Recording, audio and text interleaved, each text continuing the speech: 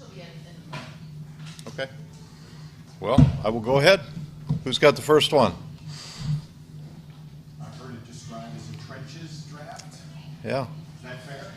Well, I think they're, if you're Travis Hunter, you're not thinking that. So maybe he'll be available for us, and it won't be a trenches draft. But we're always focused on the trenches. That's something that we feel is important, and there's certainly a lot of guys to consider. But there's guys at other positions too that are pretty attractive. I meant in terms of the strength of this draft. The total draft class, I think the numbers are big kind of everywhere. There's been a lot of guys that have been in college for a long time, and so it kind of is all hitting. And we probably have more ranked players on our draft board than we have in a long time. Maybe that'll mean great things for college free agency, because there'll be guys that are probably draftable talents that we run out of draft spots for. How do you weigh the pros and cons of those guys that have been in for a long time, or does it kind of depend on the position? There's some positions you don't want to wear into. I think it's a case-by-case basis as to why they weren't producing early. Maybe some of them produced from the start and just stayed around because they were earning money and they wanted to maximize their earning potential, perhaps. Others maybe took a little more time to develop and get an opportunity. So it's a case-by-case basis. None of these guys are too old to play in our league. We start talking about 24 and 25-year-old guys as old. We've got real problems. So they're all under consideration, but each one's a little different. How do you feel about how you manage free agency and how that sets you up for the draft? Yeah, free agency. I thought it went well. We got with Al and his staff and really went over what we're looking for. And a lot of what we had in guys like B.J. Hill and Joseph Osai, they have real roles for. And we were happy to get them back. We were not the only bidders, believe me. There were a lot of teams bidding. And so the guys that produced for us, like those two that we were able to get back, you can throw Mike Gesicki in there on the other side of the ball. We were real happy, and then we were able to add a nose tackle that we have history with our D-line coach that we think is a really good fit for us, a starting level nose tackle. So we were really happy there. We were able to add a linebacker with a lot of starting experience. He started their playoff run. He's a Super Bowl champ, and so he's been on big stages, so we were really happy with that. We got an interior offensive lineman with a lot of starting experience. We were happy for that. Samaje Perine, we know exactly how he fits for us, and he can produce in our system, so we were happy with that. And then the guys we got back and the guys we extended, we feel really good about it, and we still have the draft ahead of us. You guys haven't moved a lot in the first round in terms of trades and stuff like that traditionally. Why does that kind of fit you guys, or is that something that you're open to doing or would like to do more? Just doesn't seem like it works. We're always open to moving if it's right for us, and it's can be right for us. You don't always get the opportunity. People say trade, trade, trade. Those opportunities aren't, always there. Actually, they're not there more than they are there.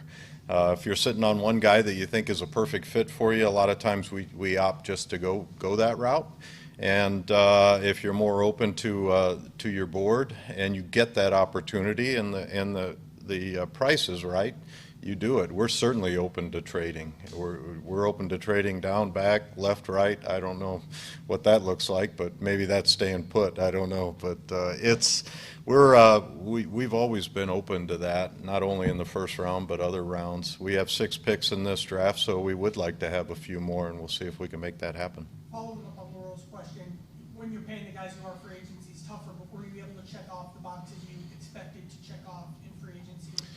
Yeah, we're pleased with where we sit right now, and with the draft ahead of us, we are pleased. We kept our offense intact, and our offense is really good, and we kept it intact for the long run, and that's a very big positive. We're rebuilding on defense under Al's vision, and Al's given us a very clear vision of what he sees and what he would like to have, and we think we're in position to get him the pieces to execute what he wants to do, and that's what we're going through right now in the draft, and we'll see what fortune brings us. How much of an adjustment is it when you have a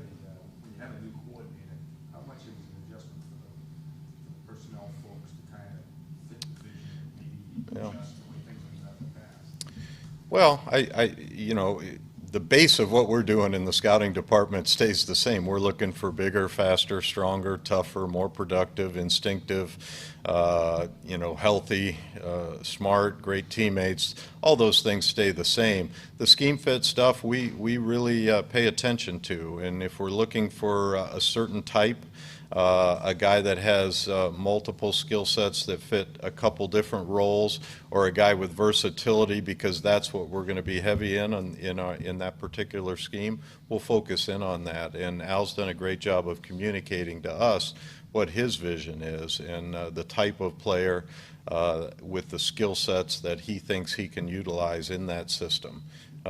Like a lot of great coaches, and Al's a great coach, he's going to maximize the guys that are in the building. That's job one, and he knows that, and we're going to get him the best players available to do that. He's a big part of what we're doing up there in the draft room, and what he says holds a lot of weight with me. It really does, because I want this to work. I want his vision to work, and he's got a very clear vision, and it's been great working with him on it. You talked about what TJ gives you from a run-stopping perspective. Do you guys feel like at this point you need more of a pass-rushing defensive tackle, or do you feel good about the room that you have in that specific area? Yeah, at defensive tackle, I feel good about our young guys, because I think they're going to be a lot better in year two, and they were really coming on late in year one. And so I feel like we've got some young guys in the room. I know what B.J. Hill's going to give us. Adding TJ was a big get, because we needed a little more ballast in there. I think we're open to adding any good defensive lineman. I'm always open to adding any good defensive lineman, and if they can rush, that's fantastic. I'd like them to be able to do a little bit in the run game, because if they're just a black hole in the run game, they're only on the field in certain situations. So we like guys where we can build a wave of guys coming through that are fresh, that can both rush the passer and stop the run. And so we've got a good mix right now, and I think we'll probably add to it as we go through the weekend. How much of a differentiator is it when you're drafting not only need versus your board, but deciding whether or not a player can come in and contribute right away, or how much he can contribute versus a depth player who might take a year or two to develop? And a lot of times it's what's in the building already that might keep somebody from having a little bit bigger role. But if we see a guy with tremendous upside, we'll take him, even though we've got somebody in the building, and try to work him in. It is nice to have these young guys come in and fit a real role. I don't think our team absorbs right now, as we sit, a bunch of young rookie starters. I don't see that. I think we've got starters across the board. If some young rookie can come in and win that job, that's fantastic. But gone are the days of you take a guy for 3 years from now. In my opinion, those days are gone. You need real quick development and production, some production out of your young guys. So we're looking for that. That's just the nature of what the NFL is now. You got to have guys come in, find a role that advances your team, and it might be on special teams, it might be in situational packages. Al's going to use a lot of different packages, and we'll see if we can find guys that fit those roles, and then they can grow the role as we go. How good is the guard class, and did that impact your approach to free agency? We take free agency with what's there, and what we're able to get, and what interest is there, and what the prices are. How we fit that with the rest of our team, and what we're doing at other positions. There are guards available in this. There are every year. I've never been a part of a draft that doesn't have guards. Now, if they go 1 through 35 and they're all guards, there's probably none left. But I don't anticipate that, and I think there'll be guys that we talk about and consider, throughout the draft. How much, when you're looking at what to do with the first round pick, how much do y'all need immediate production from somebody in the lane? I know you said you've got a lot of starters across the board, but do you guys need a certain level of production you're looking for? We would like a certain level of production with our first round pick. Again, it's what's left for us. If you could tell me who the first 16 picks are, I would give you a little better answer on to how much the guy we pick is actually going to play and start. But It's, you know, I sit here and I'm not sure, we're wide open in the first round. There's a lot of good players at a lot of different positions, and that's something we're working through with our coaching staff and our scouting staff, and a lot of guys that are worthy of the pick, and we'll see what's there for us when we go. But again, we want our young guys to have a role. They got to come in and advance the ball for us, and that's just the nature of the league we're in right now. How important is it, especially early in the draft, if you're looking at edge, to have a guy that has held up against the run as well, not just got down to the passer, but can do both? I know you mentioned that with defensive. Yeah, we want players that have a full skill set if we can find it. A lot of times, you know, there are players that don't, and they're just situational type players, but we like guys that have a full skill set. Ideally, they have a skill set with one dynamic trait that they can build on, but they have to be able to hold up in the other elements of football. Football's a complete game, and we try to like complete players. Just following up on James's question about the edge position, it seems like this year there's a lot of talented players that don't maybe have some of the statistical production, and it's making it hard to project where they could fall. What have you guys learned in the last couple of years about that process of when it's okay to take a gamble on someone because of what you think they can be in their athletic profile versus production at the college level? Yeah, I think that's all part of scouting, and every player is a unique and completely different analysis, and you got to have the physical traits to play in this league. Without the physical traits, your production is not going to translate one-to-one. So you need the physical traits, but you also need the instincts, and the instincts are what bring production. And so there's a blend, but we can't take guys that have no physical traits and a ton of production and expect that to translate. And conversely, it's hard to take a guy that has never had real production. But you know, sometimes you bet on the traits. That's what this league is about. And there's plenty of examples of guys who have not had great collegiate production, but stupendous NFL athletic traits and have come into our league and really shined. So coaching is part of it. Development is part of it. Sometimes schematics plays into it. But if you got a guy that likes football, that's a tough physical player with the appropriate dimensions, it's a pretty good bet he's going to have some degree of success in our league. How important is positional value to you, especially in the first round of the 17th pick? Positional value, I think we're going to be choosing between a number of different positions. You know, the guy's got to be worthy of the pick, and then we drop positional value and team need in on top of that. But there's a lot of factors that go into it with these guys. By the time we're done with them, we've knocked them down about 6 pegs, and you know, whether it's durability or you know, character, or whether it's production, or whether it's you know, a lack of a measurable. When we get done with them, they're knocked down pretty far, and then we start building them back up right about now to what they should be. And so, yeah, it's. What is the process going to be like for you and the rest of the front office over the next 72 hours? You know, a lot of the work is done. We're talking through the different groupings. You know, the groupings in the first round, we'll try to rank beyond our pick. Then we'll have groupings in the second, third, and fourth, and fifth rounds that we talk through. And in this grouping, it's 1, 2, 3, 4, 5 for us. We don't all agree all the time on those grouping orders. A lot of times it's picked for you by the time you get there anyway. But those are the types of things, and you know, why somebody sees a guy a little differently, and sometimes we go back to the tape and try to hash out differences. But you know, we like alignment in what we do between the scouting staff, the coaching staff, the ownership. We like alignment, and so we work very hard to find it. And then if we can't find it, we normally move in a different direction. Last year, Duke, you had 10 picks. This year, obviously, right now, you have 6. How does that change the way you and your staff approach it? It's 4 less picks. Obvious, I was going to say, but does that change the way you approach the position groups? Not really. You know, we'll see how many picks we end up with, whether we can make trades or not. Trades sometimes are pretty hard to do, and if we can get some and add some picks, I think that would be beneficial to us. And if we don't, we'll work hard in college free agency to fill some of the gaps that we have.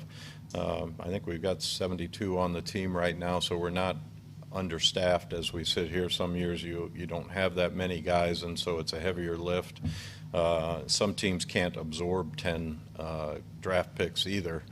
Making your team. When you draft a guy, you want the guy to make your team. You've got 4 years, that you're trying to invest in this guy, and some teams can absorb more of those than others. But we'll see how many we get through. But our process is still the same. We're working all the way to our pick, and then as soon as our pick's over, we're working on the next pick. Because you have just 6, if you're talking compensation with the team, would 2026 pick be a non-starter? Something you would want that? I never say anything's a non-starter. What pick are we trading, and what's the 2026 pick? It's a little gamble, right? Because you don't know where that team's going to finish. Second round pick sounds great if it's 31. If it's 62, it's not the same. Yeah, well, welcome to my world. Yeah. Is, With Al spending the last 3 years in Notre Dame and playing a lot of other good teams during that stretch, is it like having an extra scout? Well, Al was a fantastic scout when he was here before. He works at it. He really, really, truly works at it. Gives his opinion, and that's what I really respect about him. He has an opinion that is drawn through experience and work, and he demands that out of his staff. And we've had a great working relationship since he's come back, and I value his opinion. He's seen a lot. He's seen guys from college, he's seen guys from pro, he's seen guys that have transitioned from college to pro, which is the real key to scouting. It's not just how good they are in college or pro scouting where you translate more one-to-one. It's projecting a guy from this level to this level, and he's seen both levels, and so it's been great, and I value his opinion. That's what makes our scouts really good. They work both in the pro game and the college game, and so that gives them the perspective to make that transition and make that projection for this particular player. So Al's got that as well. Is Jermaine Pratt in your plans for this season? Jermaine Pratt, yeah, we'll see how it goes. He requested a trade. We've looked into that a little bit, and we are where we are, but I don't have anything to announce on that right now. Following up, did you sign Oren Burks with the idea that he could be a starter? What's up? Did you sign Oren Burks with the idea that he could be a starter? Well, Oren has been a starter in places. I'm not going to assign starters here at this press conference. That'll be for Al to do in September. So I think everyone's has a chance, and we don't bring guys in and say you have no chance, and so Oren falls in that category. In drafting an offensive lineman, how important is versatility, like positional versus like being able to play multiple different positions on the offensive line? Is that playable? Yeah. I think versatility is important. If you're a starter, it's less important. If you're a backup, it's paramount on the offensive line. You have to, as a backup, be able to cover 2 spots, whether it's tackle or guard, or whether it's guard and center, or whether it's both sides. But you have to have position versatility as a backup offensive lineman. As a starting offensive lineman, if you are good enough to be the starter at left guard, you can be left guard. It's beneficial if you could move down to center and play that, or move to tackle. But if you are a good enough left guard, that's enough for us. So it depends on kind of where you fall in your career arc. But we cross-train all of our offensive linemen in some other position other than their natural spot. Are you open to taking a guy who primarily played tackle in college and with a predetermined plan and saying you are going to play guard primarily for us? Yeah. Do you look at the cornerback room right now? I know you just said you're not going to name starters, but we talk about your vision as you're looking at that room before the draft. Right now, is the vision for when Dax comes back to stay outside, or are you guys planning to move him inside to that nickel spot? Can you just talk a little bit Better about question. plans for Dax? Better question for Al.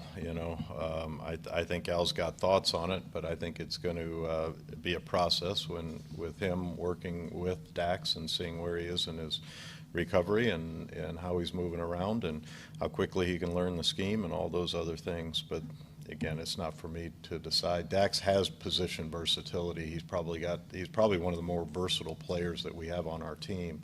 And so there are a number of things he could end up doing. What he ends up doing will be up to Zach and Al and his staff. What do you look for when you're evaluating a college offensive tackle to see if you can play guard? What are the traits that you're looking for, or if you Transitioning from tackle to guard. A lot of them have played guard in the past. They might not be playing guard that year. So you go back and you see if there's history of the guy, and if there's no history, the thing you want to see is you want to see kind of a quick-minded guy that sees things quickly, because things happen faster inside than they do outside. So you want a guy that has quick recognition. You want a guy that can lower his weight, that can play with anchor and base, because he's going to be facing guys in our league that he's not currently facing in college football. And so you want to see anchor, you want to see lateral agility, and you want to see a quick thinking. And obviously you got to be physical, but that just goes across our whole team. If you're not a physical player, we're going to downgrade you for it, and it certainly runs true on the offensive line. How was the way that y'all have satisfied off-field risks and character questions evolved over the last couple of years?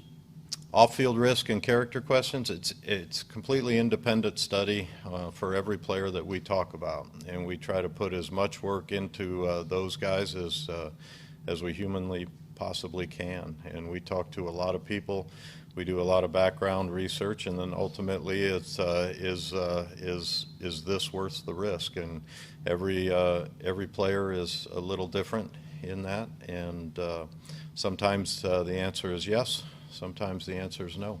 What do y'all need during that background process to feel comfortable operating a guy in the building when there may be questions about off-field character concerns that they may have had at previous stops? I didn't hear the first part. I guess What do we need? what do y'all need? Information. What Yeah. information do y'all need? What comfort level do y'all need to feel good about bringing a guy in who may have some of those questions? Depends on what the question is. Depends on what the problem is, or what we think the problem is, or what's happened to them in the past. It's an independent case study with every player. Sometimes we come out yes, sometimes we come out no. Where do things stand with Trey Hendrickson in your mind right now? And is there any possibility that trading him is on the table at all? You know, there's no real new information on Trey. I'm glad he's a part of our team. He's been a great addition. Kudos to Steve and his staff in the pro scouting area to find him, bring him in.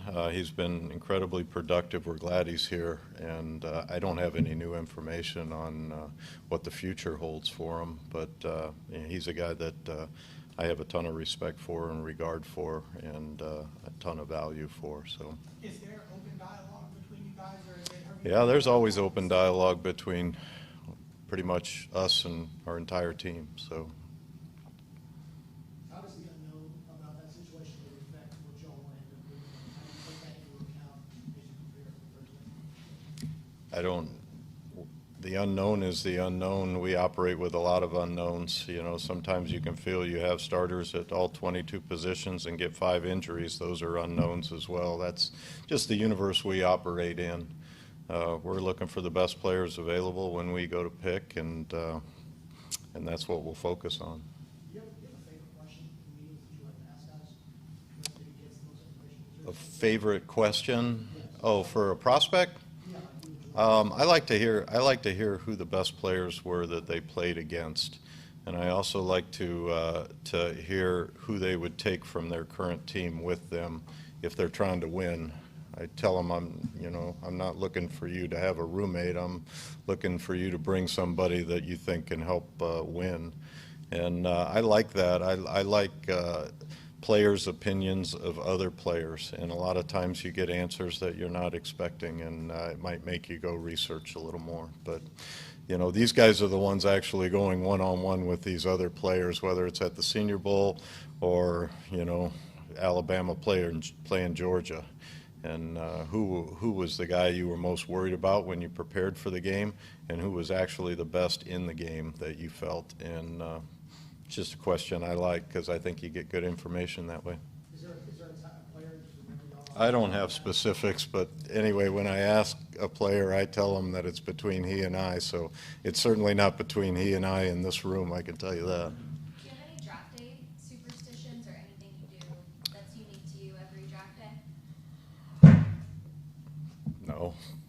think so. I normally wear a hat, so, but that's probably more out of necessity than a tradition. But I really don't. I'll normally go have breakfast with my wife, but I have breakfast a lot of mornings, so that's not overly unique. But she and I will probably go to first watch. That's kind of. Yeah, she does. She reads up on it. My kids read up on it, and so yeah. Sometimes I get advice. Do you get advice when you're at first watch? Do you get people approaching you to start going? I don't. I'm normally wearing a hat, so people don't recognize me. Yeah, and then I grow my beard really heavy, so that helps. Maybe asked Pops this last year, but is there any added pressure given kind of window, given where y'all sit, with how good Joe has been, to make sure that y'all get everything as good as you possibly can? Is there any added pressure that There would be just the same amount of pressure if we didn't have Joe than if we did have Joe. There's pressure in this business. There's pressure to be right. There's pressure to make the right decisions. There's pressure to win. There's pressure on the players to make a play to win a game.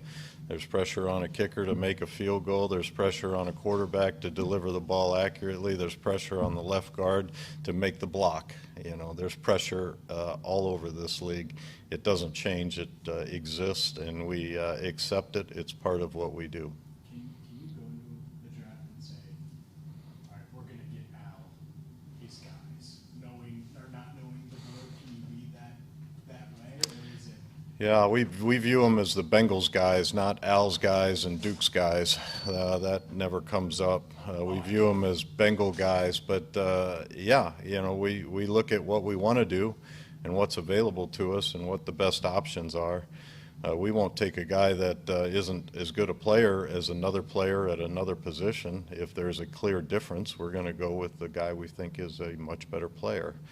But yeah, I mean, we do respect what our coaches want to do and try to find guys and try to identify guys that could fit those roles. And then it's on us to determine where the value is in the draft.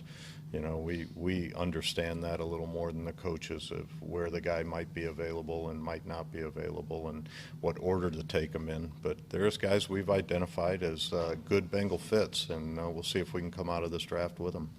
With as much work that goes into it and as much of a grind as I'm sure it is for you, do you still get excited for draft weekend? Yeah, I still get excited. I've been doing it a while, so it's just another event on the calendar for me.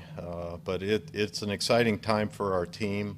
I think it's a culmination of so much work, effort, strain by our scouting staff throughout the course of a year that it's exciting to see them kind of come full circle with their opinions and ideas and thoughts.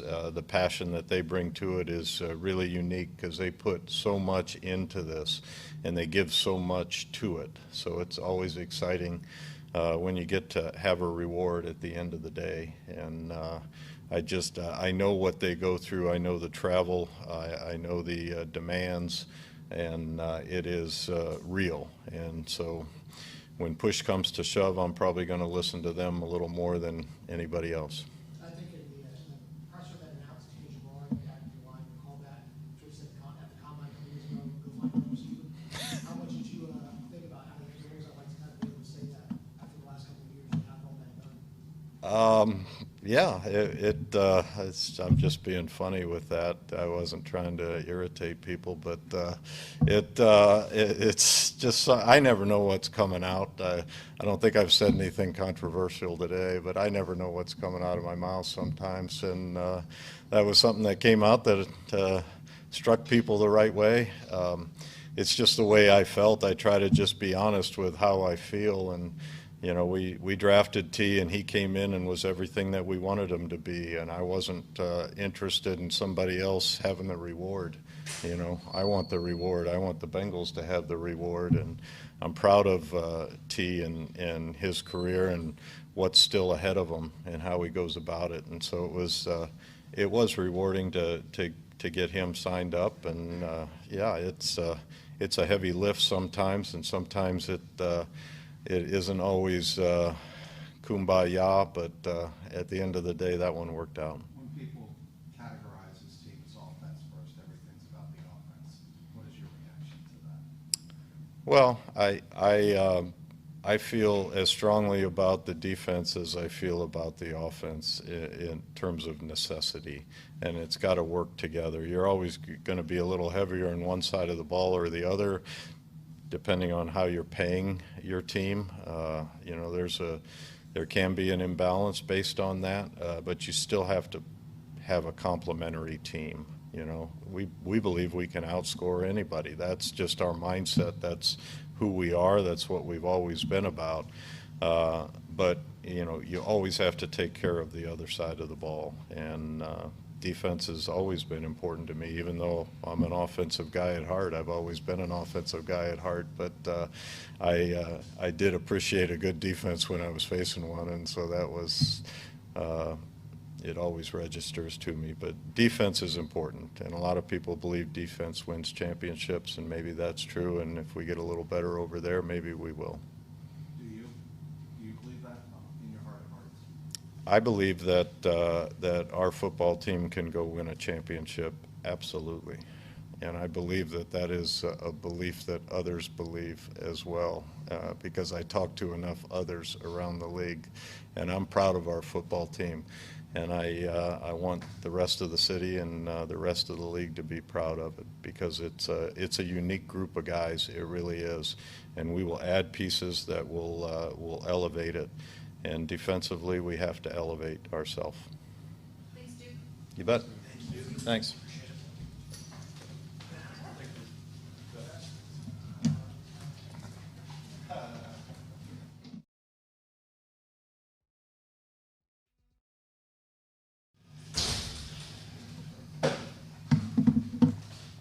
Marathon today, huh? Sorry.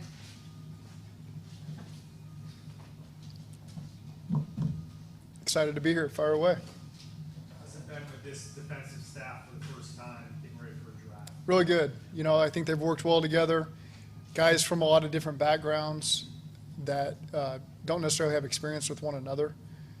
Myself, I've got experience with a couple of them, but it's really good to see the cohesiveness of all those guys working together. They've grinded through a lot of things over the last several months, whether it's scheme of how we're going to implement everything, looking at our own players from last season and through free agency, and now to see those guys focus on the draft.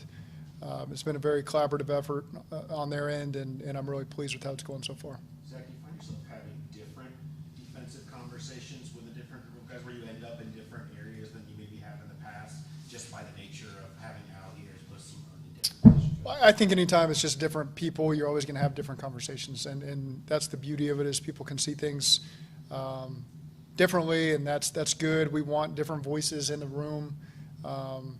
Al's done a great job of opening it up to every coach that's in that room. What are your thoughts? What are your opinions before deciding on something official? But he's done a great job driving the bus and making those decisions when needed. So it's just been a fun process to be a part of, and I'm really encouraged by it. Zach, I know Duke was just talking about just like the offense versus defense narrative with this team from an outside perspective. To try this question, it's easy to look at your offense and say they can outscore everyone. What do you feel like the expectation for you guys when you construct your defense is internally? To have a championship defense. You know, maybe we have our finances dedicated a little heavier on offense because some of the big ticket items we have over there, but certainly we want to win a championship, and you got to have a championship level defense to do that. We have a lot of ingredients over there that help us go that direction, and you still have the draft to help yourself finalize that. So I'm really encouraged by everybody we've got in the building. Coach, with Al being here, is it, got guys with 3 years of college, how much of that has been helping you to get a kind of insight on some of these players? Yeah, he's got great awareness of certainly the guys he's played against. There's several Notre Dame guys in the draft, obviously, so we value his opinion there. But at the same time, he's been focused on Notre Dame and maybe the opponent that week, and not really thinking, is this guy going to help me a year from now? So, but he certainly has some awareness on some of the guys that are in the draft. When you look at edge rusher, maybe it isn't the biggest, but it's been really productive.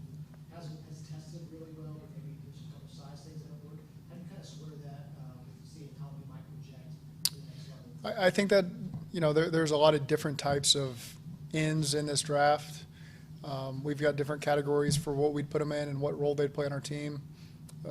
Again, if they're perfect, then they're the first pick in the draft. If there's other strengths that they have, then they fall later on. So I think it's overall a decent group of edge guys, and we'll see if any of them fit us at the right time. Just in general, what was your message to the team coming back today about the things you want to get going? Excite them. We got 3 phases. This is phase 1. So they're going to spend their time in the weight room running and lifting over these next 2 weeks. But just excited to recreate the camaraderie back in the building, get to know some of the new guys, get to see some familiar faces, just work on the discipline and the communication for these next 2 weeks. And then once we get the rookies in the building, we'll hit the next phase of it. So, again, we'll have a lot of team meetings and stuff that takes place at that next phase. Right now, our coaches and our scouts spend a lot of time on the draft, and so our primary focus is there, and let Joey and his assistants focus on the strength and conditioning aspect of things. Zach, do you expect Trey to attend any voluntary stuff? Have you talked to him about that? We'll see. It's just day 1. Yeah, we'll see. Just to follow up on that, on the Pat McAfee show, you said that the communication between him and the team has been poor, but then praised you and the way that he goes about his work is a way of him showing a sign of respect for you.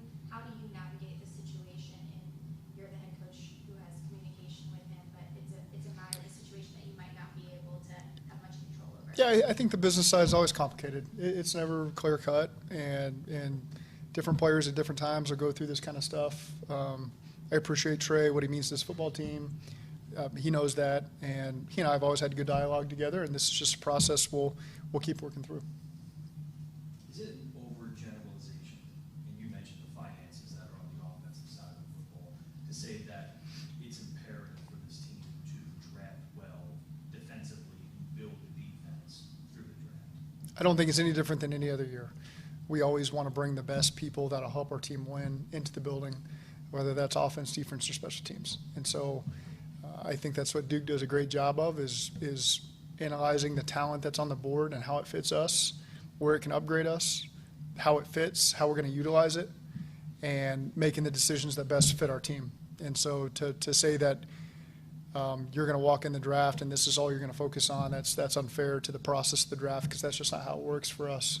And so, again, it's a process that we're still going through right now. Duke's done a great job leading the way. Been a lot of conversations and more to be had. But that's the fun part of the process, and I think we'll walk away with players that we're really pleased about. At guard, bringing back Cody, bringing in Lucas, just in general, what were you looking for in free agency at the guard spot? So those are 2, Cody, I thought, performed well for us over the course of the year, different roles. Cody never really had an opportunity just to practice one spot and go play in the game. He was that chess piece that had to continuously move. He really played right tackle against the Steelers on really no practice reps, playing right tackle. And so he created a lot of value for himself and just willing to do whatever it took to help us win. And so we thought it was important to get him back. Lucas Patrick's been a guy who's really fought for everything he's gotten in this league. Had a lot of starts at different positions under his belt, and we feel like he's a great fit, for what we want in our building and what we want competing at the guard spot. So pleased to get those guys in the mix there, and then we'll go through the draft and see how that shakes out as well. Again, it could change in the draft, but does it help knowing what you have on the edges with Amarius and Orlando? One big and pass back and help the line as a whole. It does. It's certainly helpful to have those 2 ends tied down over there, and Ted in the middle. That's good. And then we've got guys that have played a lot of ball for us at guard and other teams as well. And so I feel like we're in a good position going into the draft. How do you view Matt? I know you like having versatility in general. Is Yeah. he someone that could be in the guard competition? Yeah, he's an ascending player. I think it was good to get year 1 under his belt. We'll continue to learn more about him as we get into training camp and get him a lot of reps. His first position is center. Second position would be a guard spot, and we'll just continue to work through that as we get real reps here. How extensive have your discussions been with Al about how different the defense is going to look, and how might that impact who you take throughout the first couple of days of the draft? I think the most important thing for Duke and the scouts has just been to hear Al's vision for each player if they were to come in the building. And, there's oftentimes there are great players in the draft that might be a better fit. And we say the same thing on offense somewhere else. And that's not reducing their talent or what it is. And there's always, you want to fit your schemes around really talented players and let them do what they do best. And so I think just sharing the vision on guys that really fit us and guys that may be better fit somewhere else is always good for Duke to help make decisions on this guy or that guy. Tilt it that way. And I think Al's been very clear on how we're going to utilize every single player we bring in the building. And so I think that makes it much clearer for those scouts up there to picture how we'll utilize these players. Follow that up, how many players are there, especially defensively, in this draft where you say, don't care about the scheme, he's just too talented to pass on? How many are there? That's the $1 million question, where, how much are we going to cater what we want to do to this really talented player? And we're willing to do that with any guy that we bring in here. We want to do what he does best and not necessarily just cram it into how we want things done. If we've decided to take a player, it's because he's got a unique set of skills that we plan to utilize. And so I think that's the best way that I can phrase it for you. That was great. Thanks, Coach.